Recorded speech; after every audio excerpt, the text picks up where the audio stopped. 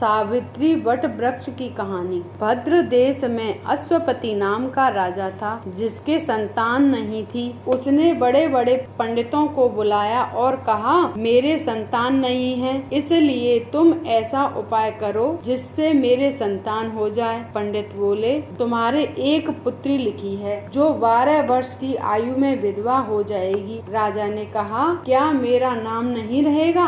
बाद में खूब यज्ञ हवन इत्यादि कराए। पंडितों ने कहा, उस लड़की से पार्वती की और बड़ सायत मावस की पूजा कराना। होम यज्ञ कराने से उसकी स्त्री गर्भवती हो गई तो पंडितों ने उसकी जन्म पत्री देखकर कहा कि जिस दिन वह कन्या 12 वर्ष की होगी उस दिन इसका विधवा हो जाने का योग है, इसलिए इससे पार्वती जी और बड़ सायत मावस की पूजा कराना।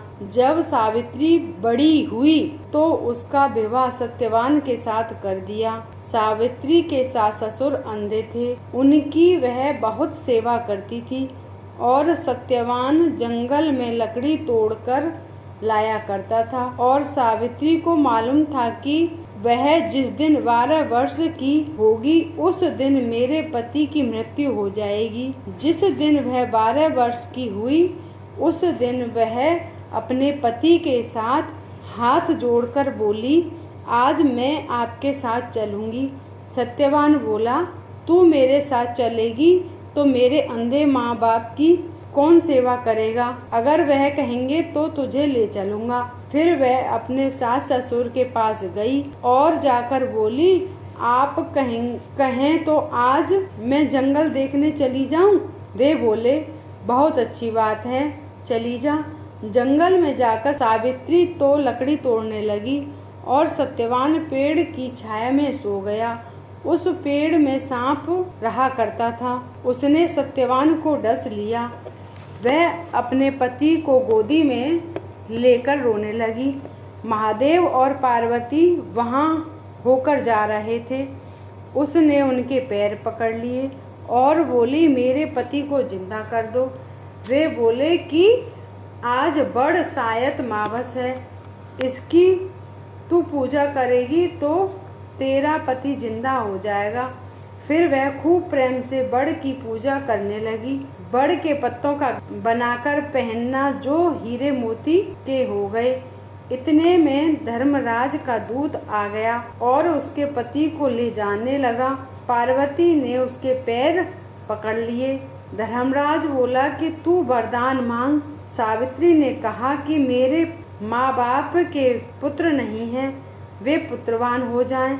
धर्मराज बोला कि सत्य वचन हो जाएगा। फिर वह बोली, मेरे सास ससुर अंधे हैं, उनके नेत्र की ज्योति आ जाए। धर्मराज ने यह वर भी दे दिया, पर पार्वती ने धर्मराज का पीछा नहीं छोड़ा।